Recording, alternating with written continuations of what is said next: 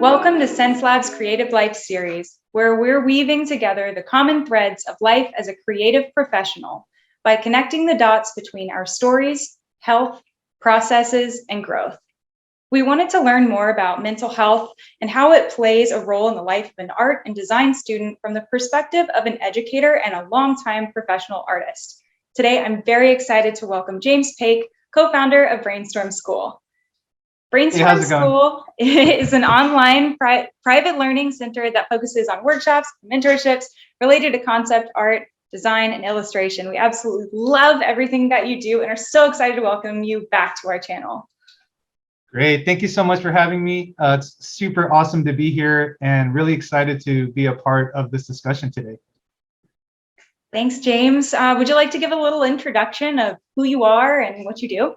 Absolutely. So as you said, my name is James Paick. I was born and raised in Los Angeles and grew up playing video games and like to draw lots of things and let my imagination go wild. And that's kind of how I grew up, you know. And you know, kind of like a lot of other kids that I grew up with, we were always outside. We were always playing, you know, kickball and trying to draw in the sand and do all these different types of creative things because we didn't really have too many outlets. You know, we didn't have as many video games back then.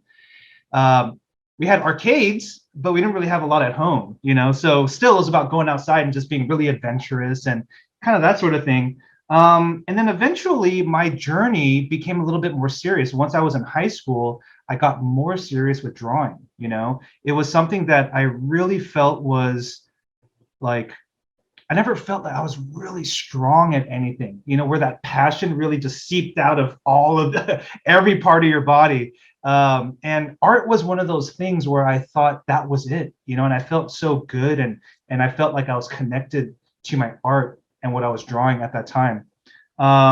So college was a little bit of a struggle, you know, art college. I think a lot of students have their own journey when it comes to that. Either some are I don't know, maybe you have a lot of support and others, it's like climbing a mountain by yourself. It's such a big task and a big journey. So I kind of had to find my own way when it came to art school, and it was a lot of failure, but also a lot of discovery, meeting great people along the way. And I think that was actually one of the best things about going through this journey was meeting more people like myself that were passionate but kind of lost, you know? And I thought that was one of the best things. So I eventually went to like a local community college, Pasadena City College, took a couple of art courses there, found a pamphlet for an art center at night class. When I was at that, you know, junior college, I found a pamphlet, took a night class, and then it just started to snowball organically, you know? And I think that's one of the best things is people have this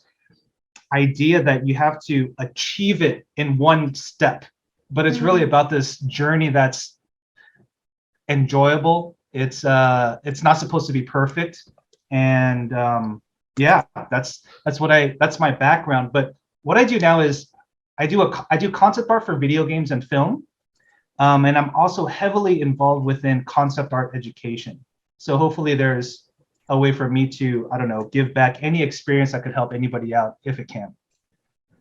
Wow. Yeah, that's amazing. It brings up like so many questions, you know, as aspiring artists, I'm sure so many people are wondering like, how do I even figure out what it is that I want to do? Maybe I'm really good at something or I'm really not. Can you kind of speak to like, how do you even begin?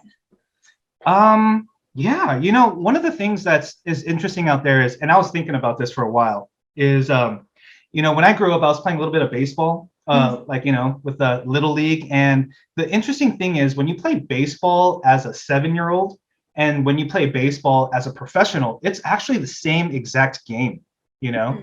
Sorry, I'm like a little warm. You've got the sun shining in on you, you know? Yeah. This California, you know, winters are pretty interesting. I know, they're either really, really hot or they're like cold and you're like, what do I do with this? Right. So the interesting thing about concept art is that we go into concept art kind of expecting to learn what we're going to be doing as a professional right now. But we don't. There's not a lot of that information. So when I encounter a lot of students, they're a little bit lost. They have an idea of what concept art is, but not a real true understanding. And I think that's one of the first places to start, is find out what the industry actually wants and needs. How do you, or any artists out there, get their start to understand that? And I think that's one of the best places. Our school is a great resource for that. There's tons of other schools that are great resources for that as well. But I think if you or anyone out there who feel open to just, hey, can I get some feedback? Talk to some people. I think that's a great way to start. Great way. Yeah, absolutely. I saw on the Brainstorm School website that you guys actually have mentorships. Do you think that would be a good place for somebody to start too? Yes, we actually have 3 different types of different educational experiences. One is a mentorship, another one is a class, and then we have something called a flash. And they're all for different types of students. Mentorships are kind of like a relationship building. It's a longer experience, more intimate one-on-one. Classes, I think everybody's pretty familiar with. But then the flash is also something where it's almost like an appetizer. We just get a little taste of it. You can commit a few weeks. I think the courses are about 5 weeks, and you get a really good taste of what it is before you jump in and commit years, into that craft. Yeah. What would you say to somebody who has committed years to something and then decides, like, I hate this, I don't want to do this anymore? What would you, is there a chance to go a different route? I'm just curious. I think there's so I've had many conversations like that with different students along the years. And one of the things that's interesting is they're not necessarily discouraged by their level of art. It's the things that are happening that should be related to the art. The more exposure, the networking, the internships, and the growth kind of within the professional world. And a lot of the time when I ask the student, what are they most frustrated with? It's that part. It's not actually the art itself. My opinion is, if you have pretty good habits and discipline, your art is going to continuously improve. There's ways to make it faster, obviously, with good guidance and things like that. But on the other side, where do you get all that information about how to network and how to do all this? And this kind of comes to a good discussion point today, which is that unknown factor is where myself, and I'll just speak for myself, I get so much stress from not knowing, like where it's like a big question mark. It's just vague and unclear, Yeah. And so I think that's kind of where a lot of problems start. Yeah. Sometimes it's hard when you've got this, I don't know, and it's starting with something really small, like a habit that you could, build on, like something every day. I know a lot of people will do a sketch every morning when they wake up, or, whatever their mantra is, like, I draw well, just something that's positive. Do you do any habits like that for yourself, just to kind of, get you in the zone or out of a funk or something on that line? Absolutely. So one of the things that was great about being with other artists is that you get to talk about your process, right? You get to talk about what works for you, because all of us, all artists, are like chefs, but we all cook a little bit differently. And now it's about sharing tips and sharing secrets. And one of the things that I think is the best is I have a buddy that I went to art school with. His name is Kang Lee. And, we all have a dominant drawing hand and a non-dominant drawing hand. And what he likes to do is start off by drawing with your non-dominant hand. Oh. Make the sketches look messy and just all over the place. And it'll lower your sort of wall, And then so when you kind of go back at it, it's just fresh. It's you're not expecting too much. What's that saying? The expectation is where you get disappointment, right? Oh, yeah. Too much. So it's kind of like that first page of the sketchbook syndrome. You want to make it really good. Yeah, totally. Just mess it up. It's okay now, Yeah, you're like, oh, I'm doing this with my left hand. This is Yeah, fine, you know? exactly. Oh, I love that because I definitely, I'm not an incredible artist by any means, at least in terms of like drawing something, you know, like if you want me to paint a wall, that's fine. But, you know, I love the idea that like, if I were to paint something or draw something or sketch something with my left hand, I wouldn't be as negative toward that drawing. Right. You know, I'd be like, my left hand did that. Like, it can't possibly be that good. And then when you know, you've come back and you're like kind of a little bit more in the zone, then if you came back and you do something with your right hand, you'd be like, actually, Mm-hmm. it's pretty good. So, oh, I really love that. I really And love that. the interesting thing is that exercise kind of makes you realize it's not really about the hand. It's about just lower your expectations a bit. You know, let this be about messing up, not trying to find the answer. And I felt that once it kind of like created that mental step, it was so much better. It was so much more relaxing, you know. Why do you think we create these like unachievable expectations for ourselves? Why is Hmm. that? Well, one of the things, and I like to read, or let me go back. I like to listen to a lot of audiobooks, and lately I've been trying to listen to a lot of things about that kind of where these expectations and disappointments come from. And I truly believe that for a lot of the artists that maybe this message speaks to, you guys all work really hard, and you guys can see continuous growth. And when that growth pace starts to level out, it gets very frustrating. It's almost like you're getting worse Mm-hmm. because you're not getting better. And I think sometimes that's where that disappointment really channels from is I'm not improving the same anymore, but you're still improving, you know? Um, like Shadi Safadi talks about this all the time, where if you're going to hike up a mountain, sometimes you go up and sometimes you go down to go back up again. And I think those are beautiful, beautiful things, the mantras, the things to live by. So I know that gosh, it reminds me whenever I think about like hitting a plateau. I rock climbed for like 12 years and you know, you're literally going up, right? And the same thing, like you go back down, but there was always this point where I'm like, I'm just here now. And either I like work out more instead, or, you know, I do more fitness, or I need to do more yoga, or need to stretch, or I need to spend more time at the gym, you know, and I was like, what, what is the most beneficial thing? And so to translate that to an artist, like what as an artist can you do to tackle that plateau when you've hit that point? Mm. I okay, so I remember when I was knee deep in art school, and I only thought my only problem solving tool was this. Okay, I Mm, only thought it was this. And after I got, and it took years, after I got comfortable with this tool, started to realize that you have to utilize your other sensories that you're built with, mm, to bring in more influence and bring in more learning, bring in more understanding. And it just doesn't happen here. And it doesn't only happen when you look on the internet. There's a lot more information outside. Sometimes it's hidden in plain sight. And so I think that, um, sometimes there could be creative block, and it's a hard hurdle to get over. You don't want to go to the table and draw because of that creative block. I would recommend going out and make a model, play with some Legos. Go to the beach and build a sandcastle. Go to the zoo, just get reconnected again. And my old art director told me, his name is Philip Straub, great guy. He told me, he's like, hey, James, you're not a robot. You can have days where you mess up. You just need to yeah. learn how to find that inspiration to get back into the groove.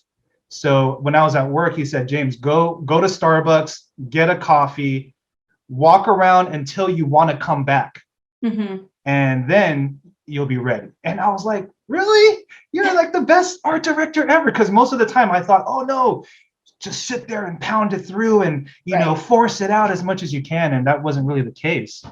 So I realized, taking a break, doing some model building. You know what's really funny? I like to cook.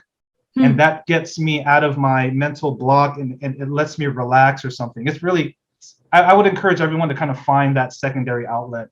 Yeah, yeah. It's not just it's not like all drawing all the time. That's all I do and all I can do. It's like make something else that Mm-hmm. feels artistic, but for fun, right? Yeah, they don't need to keep pushing and pushing and pushing and pushing. Like I remember in that Lightbox Expo session that you did with us, and you were talking about creative blocks, and you said you'd go watch a movie or just turn it on, right? So you could like see what was going on and get ideas. It's really funny. It's that I've been watching this series on streaming. It's like a nature show, Mhm. and I've been watching this show for probably 10 years. Okay, I kid you not. But every time I have a different problem to solve, Uh-huh. when I watch that documentary, the message is different. It's so amazing. Like when I'm thinking about building a world for civilizations and I watch this documentary, it's the answers are different. When I think about lighting, the answers are different. Colors, the answers are different. So you don't have to just go to one reference source and use it once. Mhm. No, no, no. We should be more like, the people that know how to use the earth. They use every piece of that reference, every fur, every horn, every claw, everything, over and over again. And I think that's where true inspiration and problem solving comes from. We have limited amount of ingredients in this world. Hmm. The real magic to concept art is about how do you mix those together? Just kind of like cooking, Yeah. Yeah, yeah, totally. I mean, so what are some of you mentioned a couple now, but like what are some of your other like your favorite inspirations right now? Like where's one that you could like be like, "Oh yeah, I that's totally where I got the idea for this like weird fuzzy thing that I drew or whatever." Like what are a couple Oh my maybe? gosh. A couple. Oh Or man, they come from however many all you over the want. place. They come from I can look at an engine bay because I'm really into cars. I Uh-huh. can look at an engine bay and get inspiration. Sometimes I look at ceilings and I just turn my head upside down, think of it as a floor. It's all about just orientation. If you take yourself out of where you are, and you just look at shapes in as like a child, and I have a 1-year-old and he looks at things like, oh, they're amazing, right? The most mundane thing is amazing to him, and I learn a lot from watching my son do that, because a lot of time when we look at something, even this cup, we're conditioned to know it's a cup to function as a drinking tool, but what if Mhm. this was a spaceship, or what if Mm, this was a fun, projectile weapon or something? Could be yeah. fun. Yeah. Absolutely, I love that. There's I don't know if you're familiar with like Waldorf education or anything like that. And so they have this concept that toys should be natural and not really have a lot to them, like no faces on dolls, and not necessarily a whole lot of color because they children can just be like, look at this thing. I can't even come up with anything cool for this Yeah. pen, right? But it's just like you said, it could be a spaceship, or suddenly a scarf could be like a whole robe, or they've got a crown on their head that used to be a bucket, and children look at things so much differently than Hmm. adults do because they think of things as a whole. They don't think of a mouse as a mouse. This could be like a cockroach crawling across the floor, whatever. And I Yeah. love that, the thought that like to back away from Hmm. like what we've been conditioned to think and get inspiration from something that might feel, I was just watching I have a cup of water sitting over here and I'm watching it move, and I'm like, that scene in Jurassic Jurassic Park. Park, and it's like you knew when you saw that and the water like started moving, you're like, oh no. Like, Hmm. and so doing something like that, that's a cool inspiration, right? Is to get like little weird things that you wouldn't expect around. And it's cool because in this conversation we kind of both connected to that cup of water, and Yeah.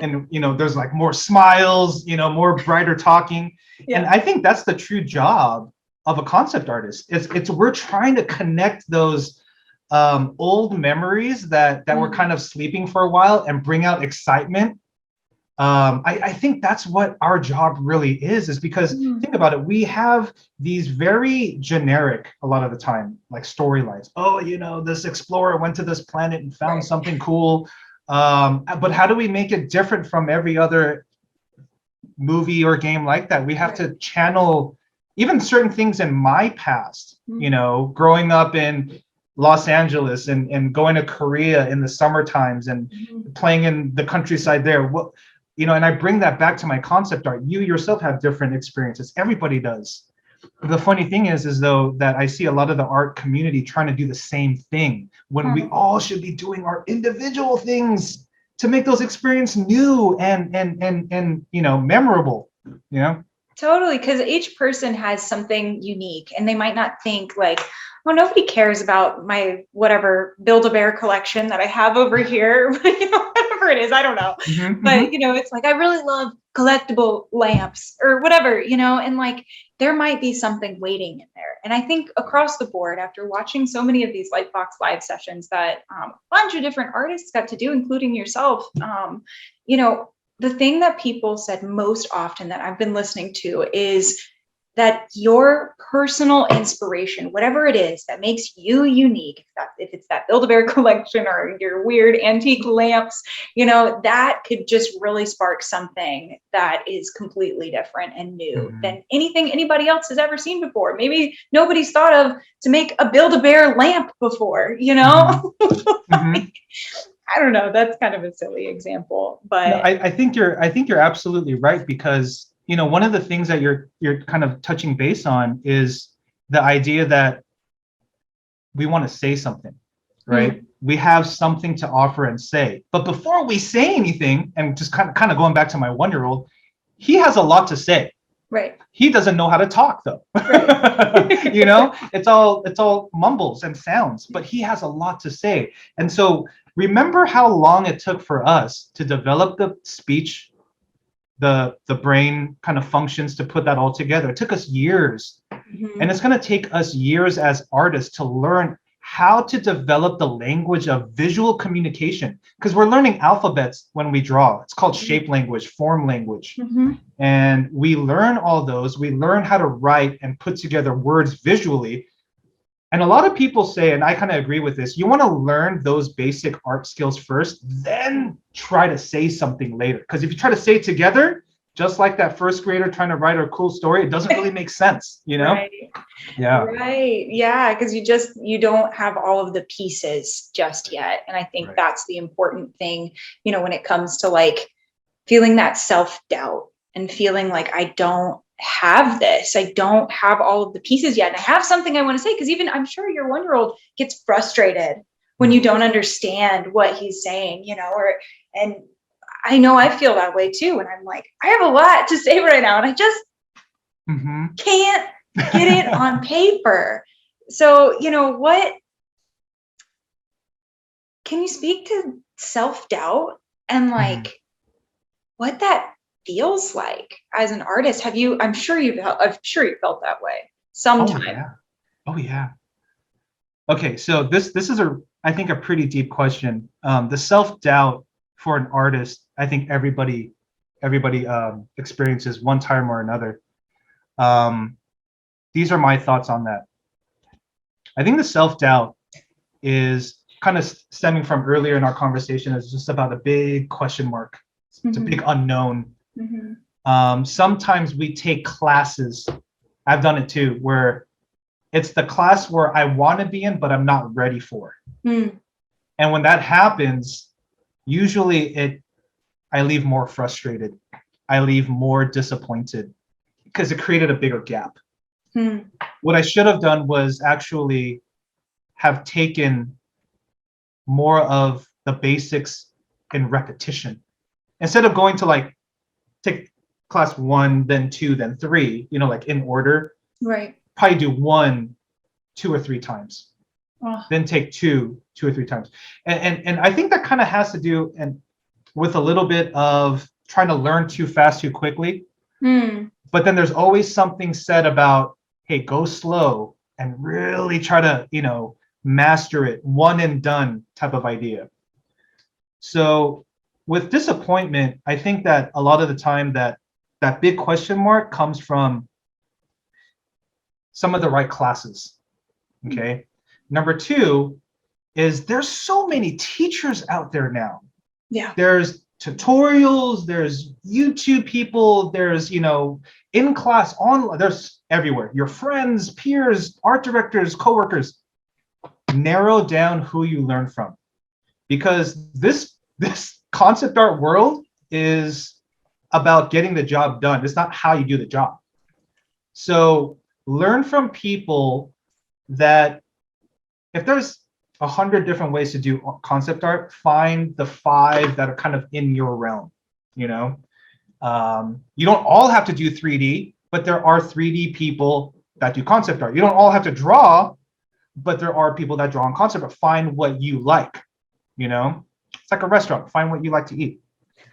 Narrow down your teachers, because if there's an old saying, it's like from those old kung fu movies, you can't have 2 masters. If you have too many teachers, sometimes there's a lot of contradictory information if you compare it head to head. But if you look at within context, it makes a lot of sense. So narrow down some of those influences. And then lastly, number 3 for kind of disappointment is have somebody that knows a little bit, that's down the journey just a little bit more.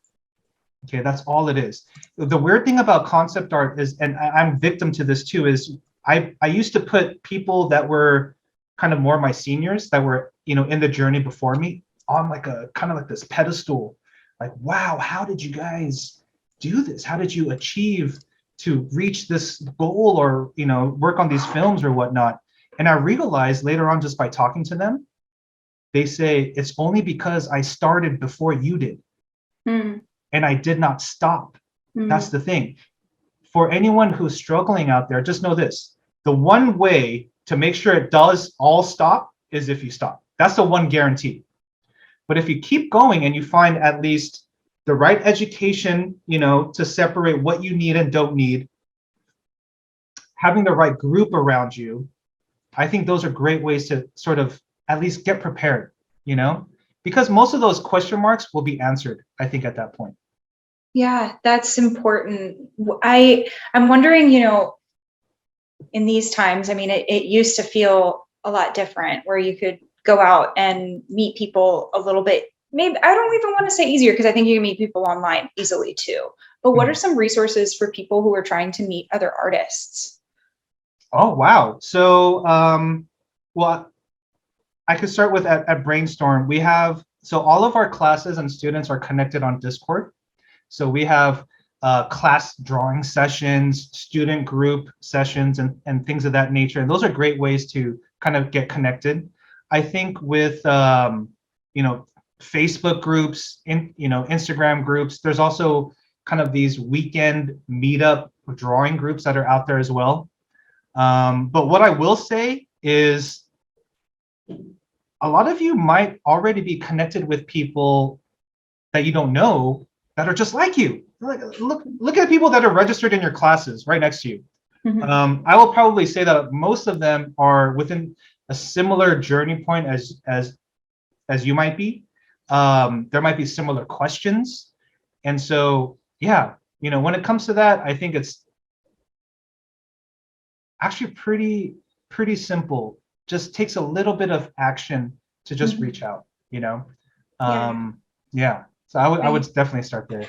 Yeah, I think that's great. I love that you have Discord channels for your students to be able to connect with each other, because that's so important, because you're learning the same things right next to each other. And you're like, what did he say back there? I don't remember. We're like, wow, I really love your art. Like, let's draw together on this Discord channel, or let's do something else. I think that's so important. That's what we're missing right now is, this like, it's what we're missing, and that's what we're building. I think that's the other important part that has been coming to light in the last couple of years, is that we might be a little bit more distant, but we were distant before. And now we are realizing how painful that is.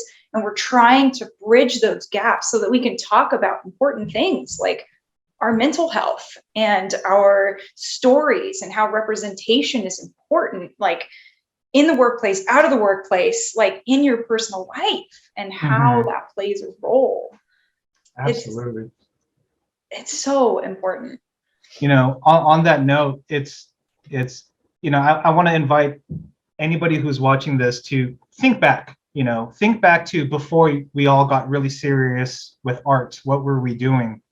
And we were already probably around a certain age group, a bit younger, a bit more active. And that's one of the things too with mental health for concept artists, for artists in general, is that we sort of exemplify a really unhealthy lifestyle, which is a lot of sitting, a lot of caffeine and junk food, a lot of screen time, which also means a lot of time not outside, not being active, not getting the blood flowing. So one of the things that I would say is I read this book called The Minimalist.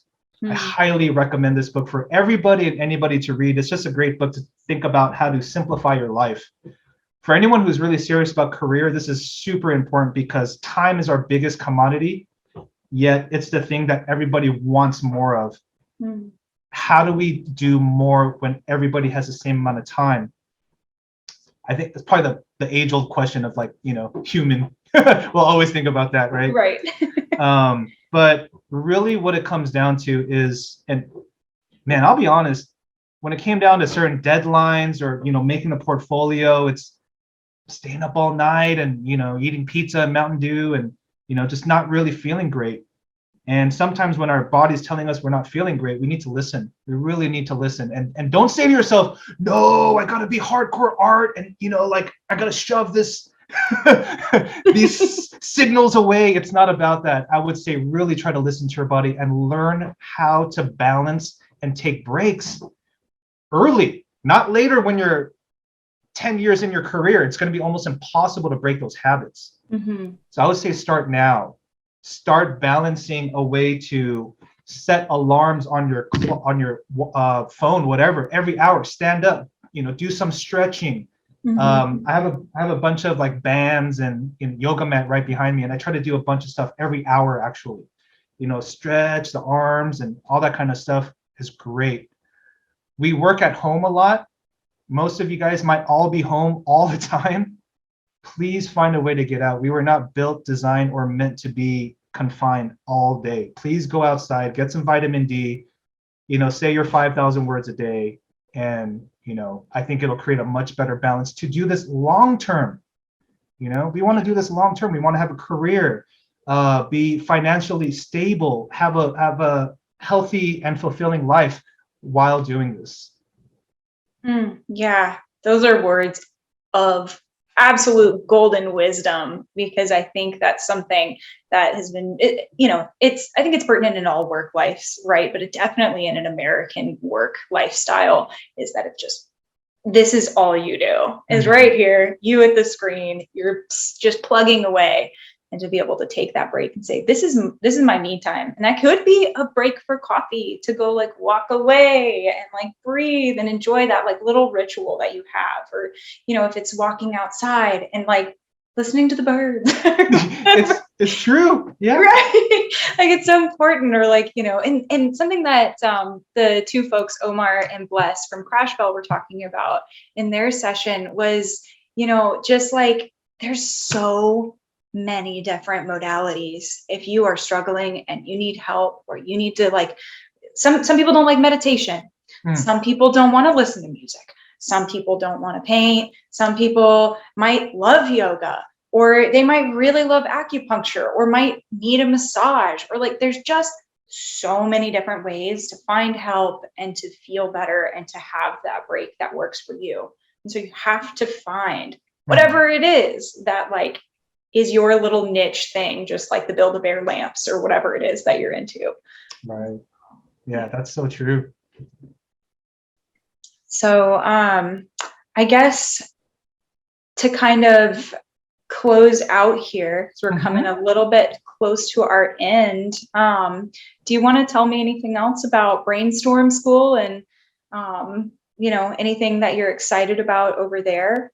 Sure. So at Brainstorm School, you know, we were continually growing our educational platform, for concept art, for animation, and for feature film. And as we're growing, we've been able to connect with students and other areas of this industry, and super excited to be working with Xencelabs coming up in the future. We have some really cool stuff to announce pretty soon, so just be on the lookout for that. As well as we got our summer term coming up.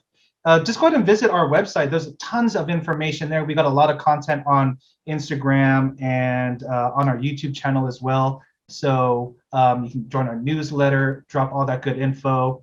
But yeah, we have a lot of cool stuff coming up. And 2022, since this is a year in which we thought we would probably be back to normal.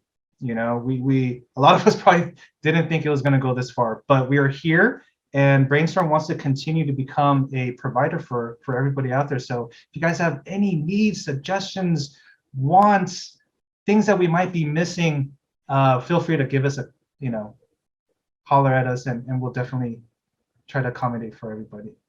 Oh, that's so awesome. We just really, really love Brainstorm School and everything that you, James, and everyone on your team, just seriously everything that you guys have going on. And I am just thrilled that you were able to join me today and to get to talk about just some general life skills that go beyond art and design, and and get to know a little bit more about what's going on at Brainstorm School and what a concept artist might be looking for and how to get there if they are not sure yet. So I'm really excited about that. So anyone who's watching, hope you took some notes. If not, YouTube's great. You can rewind. Be sure to tune in tomorrow at 9 a.m. to learn about how Deepa Mann-Kler from Neon is using virtual reality to address mental health. We'll be back with James, Deepa, Bless, and Omar on Friday, January 28th at 9 a.m. PST for a panel discussion. So don't miss out. James, thank you so much for taking the time to chat with me today. We're really excited and can't wait to see you again on Friday. Great. Thank you so much for having me. It was an honor. So much fun.